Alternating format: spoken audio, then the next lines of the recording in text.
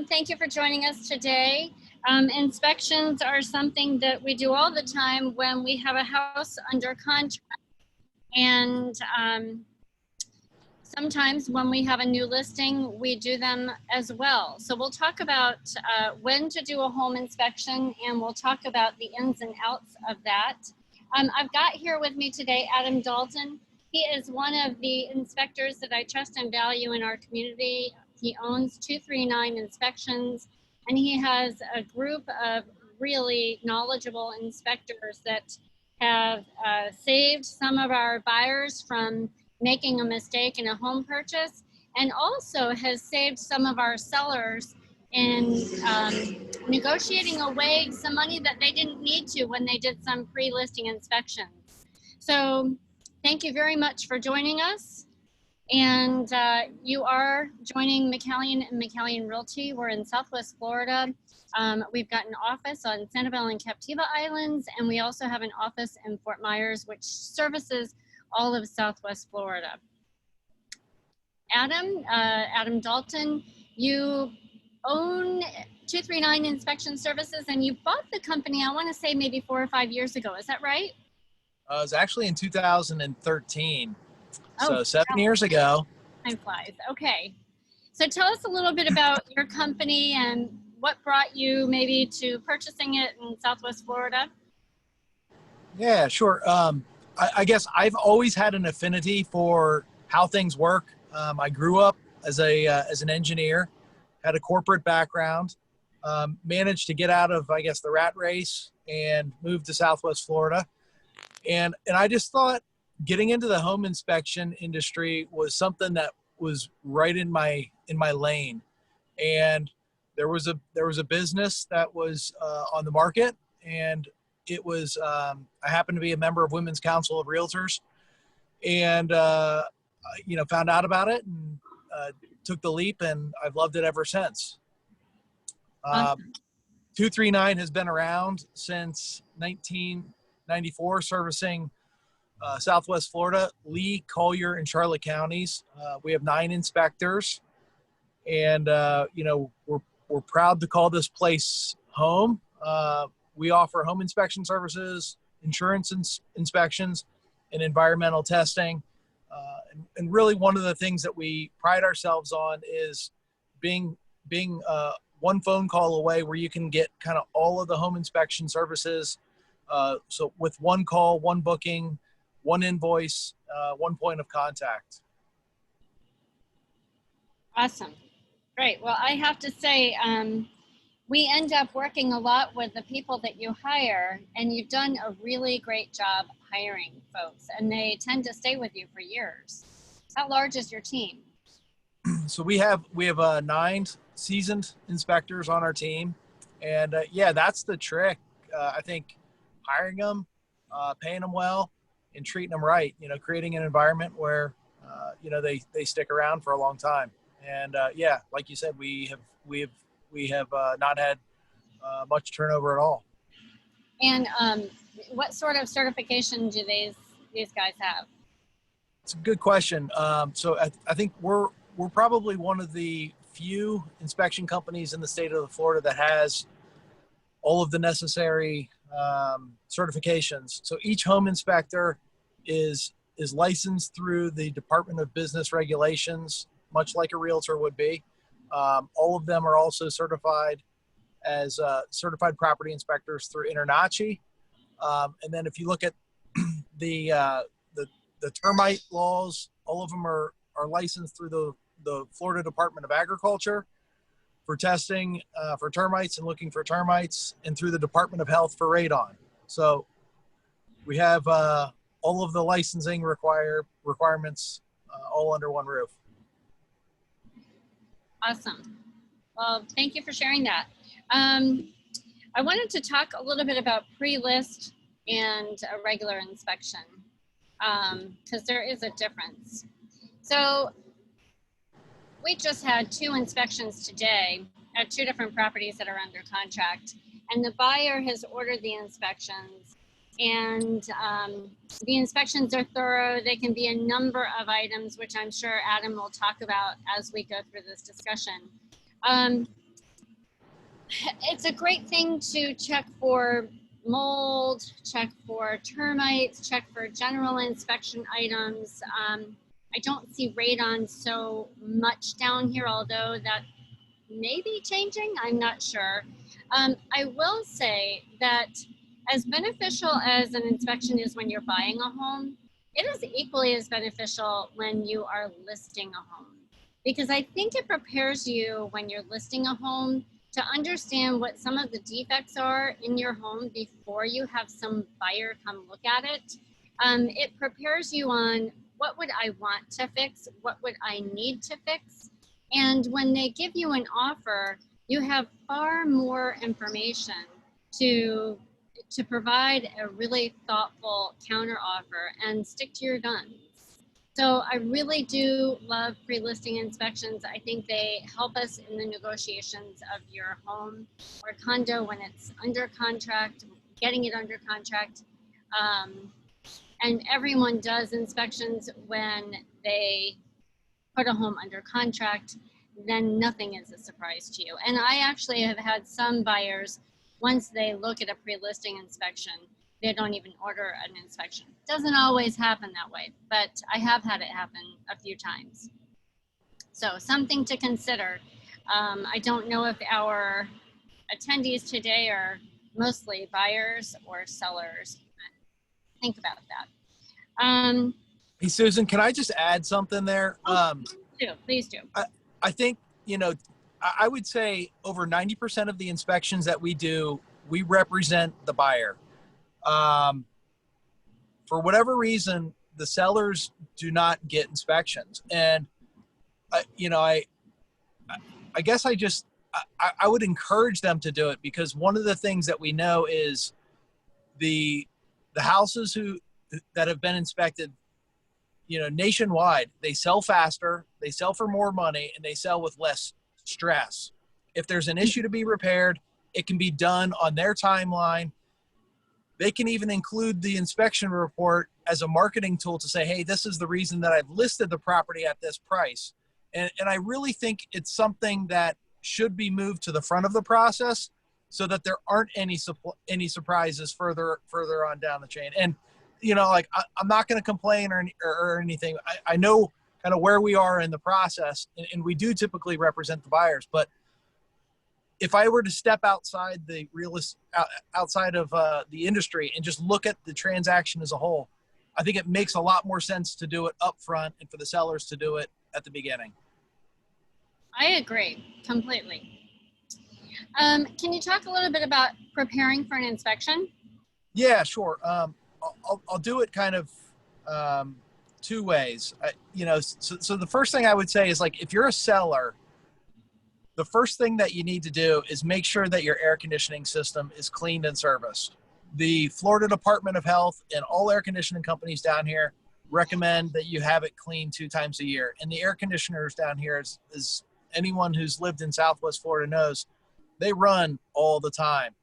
So if they're not serviced, there's a good chance that we're gonna encounter a problem when we're out there. So just take the time, get it serviced before you put your property on under contract.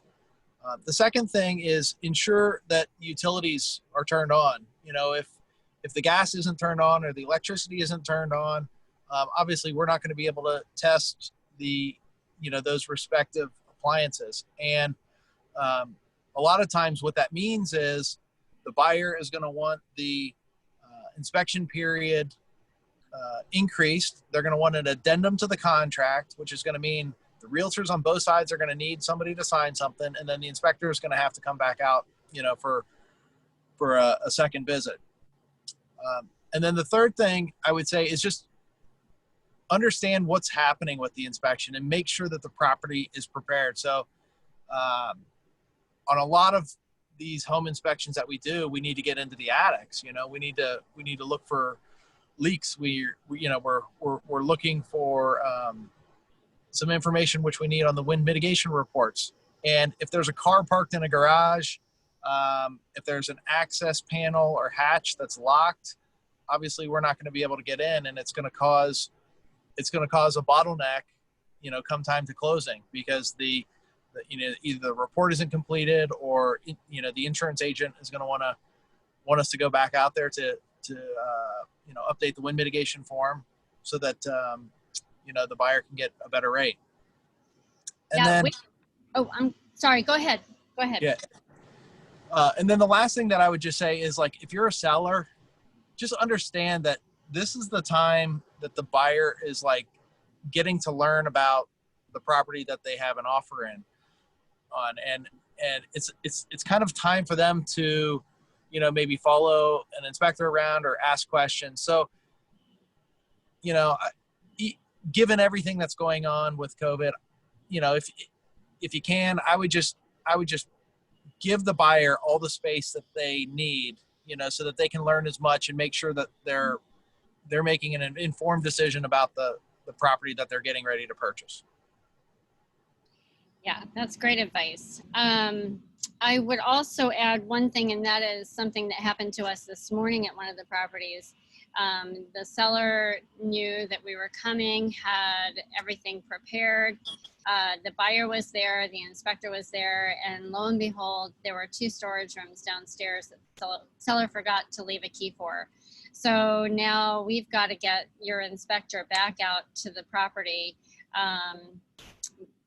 Hopefully this afternoon, who knows, maybe next week sometime, after we locate keys that are not on site. So definitely, if you have supply rooms or storage rooms or any area that in your home that is locked for owner storage closet purposes or anything like that, make sure the keys are on site prior to inspection.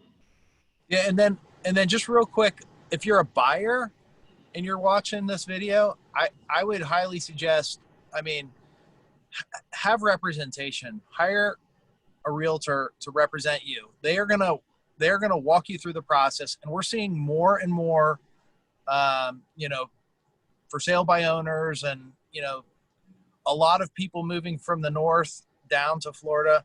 And the thing that we keep hearing over and over and over again is the real estate transaction in our area operates a lot differently than where they're from. So things like getting homeowners association documents, finding permits, how the title situation works, what kind of insurance documentation is required. It makes it so much easier if you have an expert lead you through the process. So if there's 10 things to do from a buyer's perspective, I would say, number 1, call a realtor and let them handle the other 9. Mm-hmm. Yeah, I think that's great advice too. I think representation helps a lot, only because, I can tell from my own experience, I've sold hundreds of homes, and I still learn each and every day, but golly, I've learned a bunch, and it can help someone navigate the process for sure. 5 common inspection findings. I will tell you what I'd like to do, Adam, is let me quickly mention what they are, and then if there's something you want to add to them. Sure. Air conditioning, I see that all the time in inspection reports, and mostly I see dirty coils. I see filter needs replacing. My gosh, that's an easy thing to do, replace the filter. So that is what I see most of the time, is that the unit may need servicing, the coils may be dirty. Is that something you agree with? Yeah, and in Florida, an air conditioner runs 3,600 hours per year. In Ohio, it runs about 600 hours per year. So just, buyers that are moving down here understand these things are working a lot longer and a lot harder. And the air conditioning systems, they provide, or they create moisture, and they have a dark space. So if they're not maintained, mold is going to be an issue. So yeah, air conditioners, number 1, number 2, and number 3. Yep, and certainly you can, if you're a buyer and you're moving to this area, most air conditioning companies do have a service agreement where they come twice a year to your home for about $250 to $300 per unit, and they will check your coil, they'll check your freon level, check everything they need to check, and it's a good way to maintain the HVAC system. And if you're a seller, it might be a good idea to have the system serviced, as Adam had mentioned earlier. Next on our list, mold. I see oftentimes when I have someone buying or selling a home that has a lot of carpeting, I often see elevated levels of aspergillus in mold reports. Is that common, Adam? Is that the most common form of mold that you Yep. see? Yep. So there's two spores that look very similar under a microscope, and for that reason, when you hear them talked about as far as a home inspection, it's because they get classified together, and that's Penicillium and Aspergillus. That is the most common spore in Florida. I can tell you. Any way to make your mold counts lower if you're a seller, and what do you do if you're a buyer? Yeah. Well, so the first thing I would say is there's a myth that if a house smells musty, it has mold. And, you know, I hear people go in and say, yeah, there's not a problem in this house, or yep, this one's good. And I can tell you, it does not work that way. When we go through a house and think everything is good and don't see any visible signs of it, yet we test for mold, just over 20% of the time it comes back elevated. Penicillium aspergillus being the number one most common mold that's out there.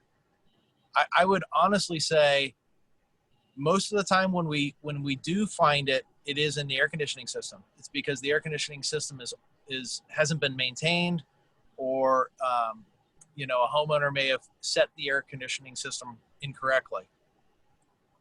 Interesting. Okay. So nothing to do with carpets. Yeah, I mean, I do see more elevation with carpets, probably not as much with pen asp as some of the other mold types that are more soil based. But yeah, I think if you have pets, if you have carpets, there's a higher probability of it being present in the home. Yeah. Okay, great, thanks. With regards to leaks, when I see homes that have moisture in the attic area underneath the roof where the plywood is, that does typically cause buyers concern.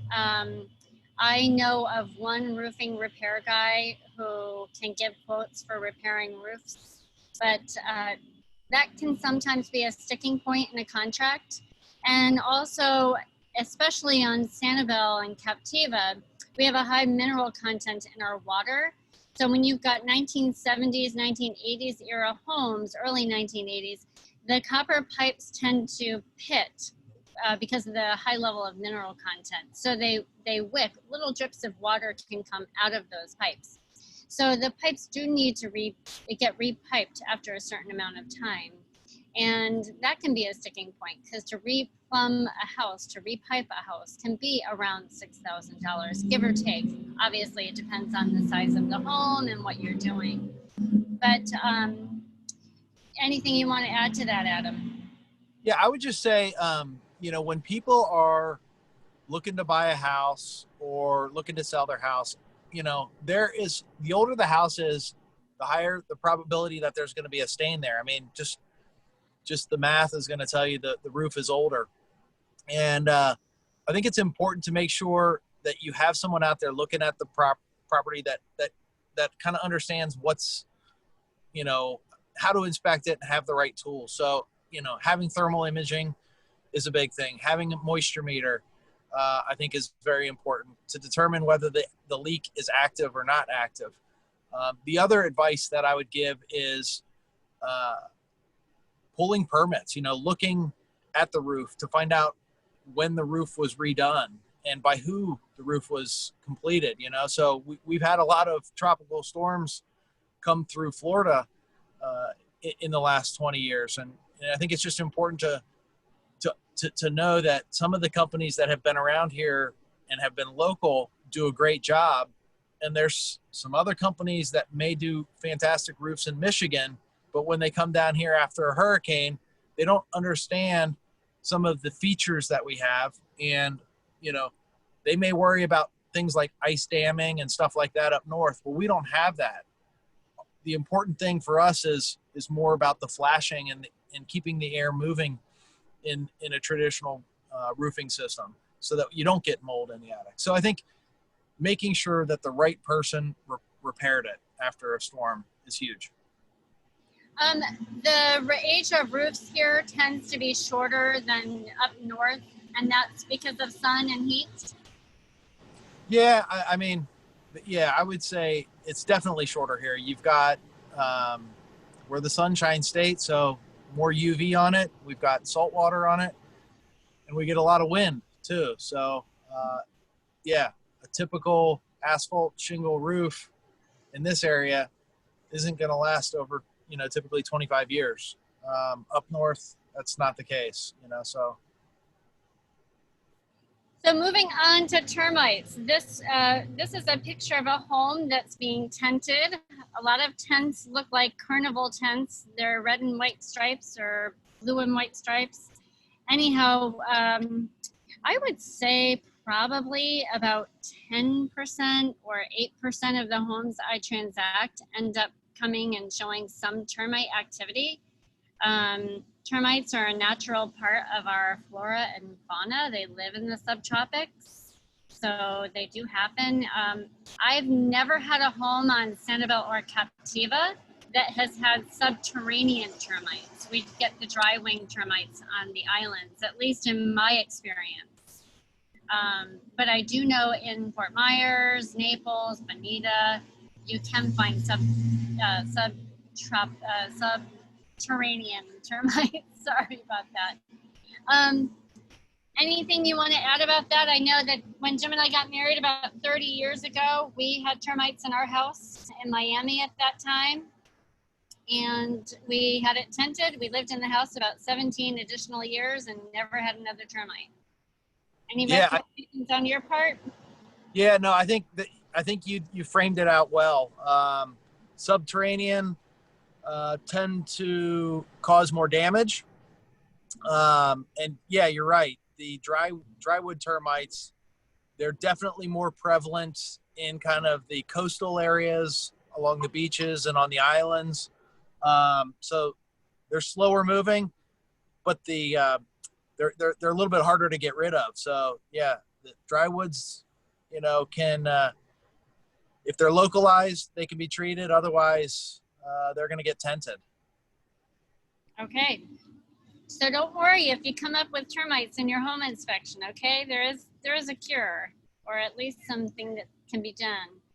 Electrical, I always see, I'm not an electrician. I don't even know all of the repercussions of what I'm about to say, but I will tell you, I always hear double leads and it needs some silver or something on them. Always hear that. So what am I saying? Well, so there is in this area, it's pretty common to have aluminum wiring coming into the property for the mains, and also to be used on the high amperage appliances. And there's a material that you can add to the aluminum to kind of help slow down corrosion over time. That's what it is. Most of the branch wiring or wiring throughout a property is copper, and there's a lot of confusion over, I guess, a product out there called aluminum wiring, because back in the late 60s, early 70s, when America, I guess, was at war in Vietnam, copper prices were at a premium. A lot of homes were getting single-stranded aluminum wiring, and the single-stranded aluminum wiring doesn't have the same, I guess, properties as copper. So it expands, contracts, and over time it can crack or cause a loose connection around the switches and where it's connected. So sometimes in properties, you will see that on a report that there's aluminum wiring. There's a very big difference between single-stranded aluminum wiring, in other words, where there's just one little wire going across, versus the multi-stranded aluminum wiring, which is used in just about every house now, every new construction. The multi-stranded, which would look like a rope, lots of individual fibers, is good. The single-stranded is not good. So I'm getting a decent number of homes and condos that are showing that they have Federal Pacific boxes that need to be changed out prior to closing. Yep. That I've seen prices range from, I think there was a Federal Pacific sub-panel box that someone had for their pool area. That was about $750 to change out, and I've seen a full box over $2,000 to replace. Are there other types of panels that we should be mindful of as far as the possibility of replacing? Yep. So Federal Pacific, I would say, is the one that's most common in Southwest Florida. And the insurance guys kind of refer to it as the F word. And I guess what people need to understand is it's particularly important, these Federal Pacific boxes, because in Florida on older properties, there's an inspection type called a 4-point inspection where they use this report, which focuses on 4 key elements of the property: the roof, the electrical system, the plumbing, and the HVAC system. And if it says that there's a Federal Pacific box on there, it's going to be difficult for them to get insurance. So yes, I think the answer to your question is there are others besides Federal Pacific that the insurance companies have an issue with. And they are Zinsco, Sylvania, and Bulldog.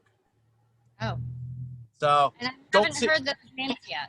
Yeah, you don't see as many of those around here, but if you've been in the business long enough, I'm sure you will come across a couple of Federal Pacifics. Okay. All right. Regional issues to be aware of.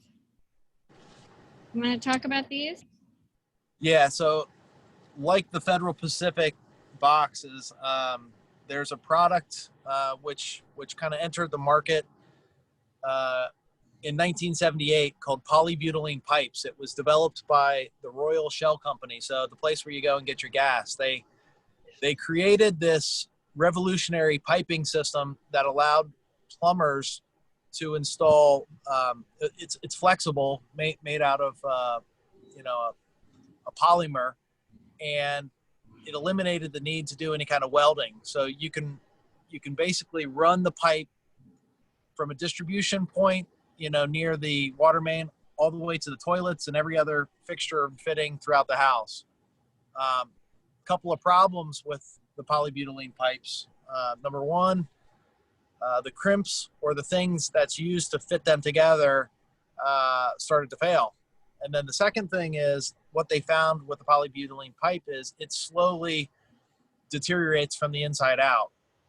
So insurance companies sometimes have difficulty insuring the polybutylene pipes. So it's important to know what kind of pipes the property has when you're looking to purchase.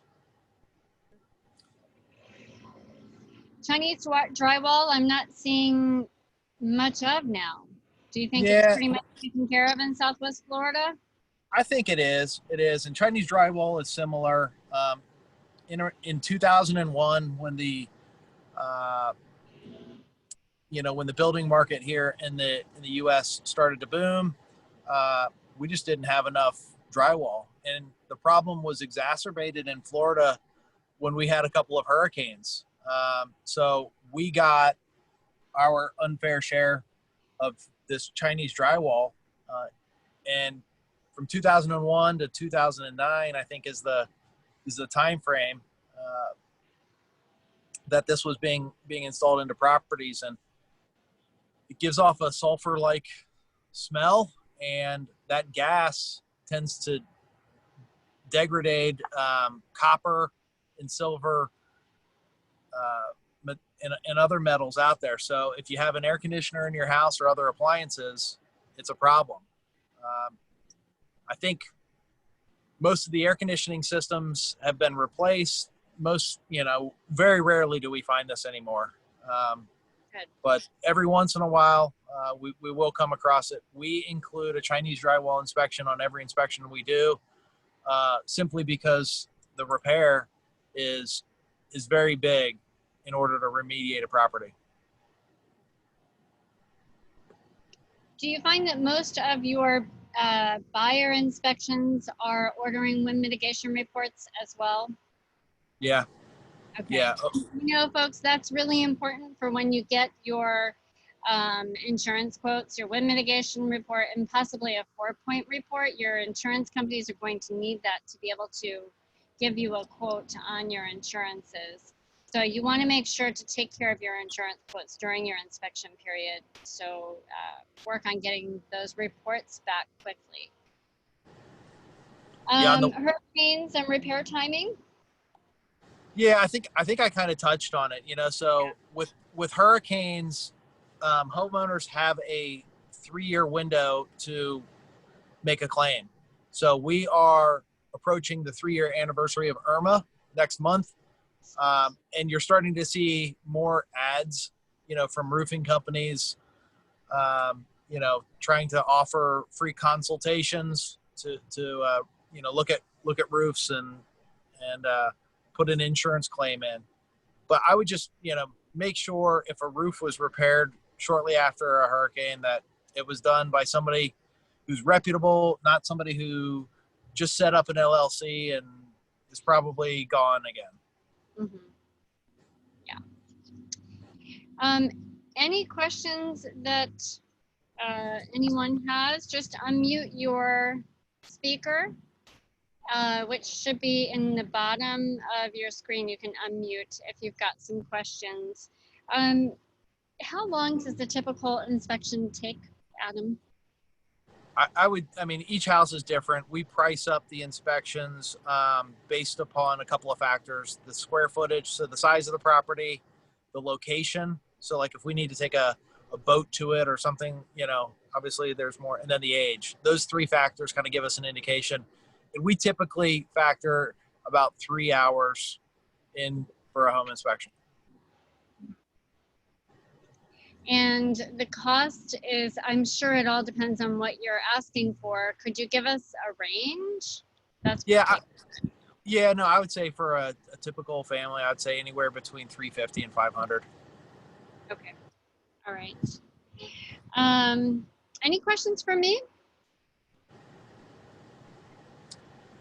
All right. Well, Adam, you are always a wealth of knowledge, and I certainly appreciate your time. And of course, on an ongoing basis, I appreciate all the talented people you hire to facilitate the inspections. They're wonderful, and they've saved several of my clients on some costly repairs. I appreciate you all very, very much. Please tell your entire team how much we appreciate them. It's mutual, Susan. We appreciate you and appreciate you having us on today. If anybody has any questions, my number's up there. More than happy to answer any questions from anyone after today's call. Yep. And if you forget how to get in touch with Adam, you can always reach back to our office. We're happy to share that.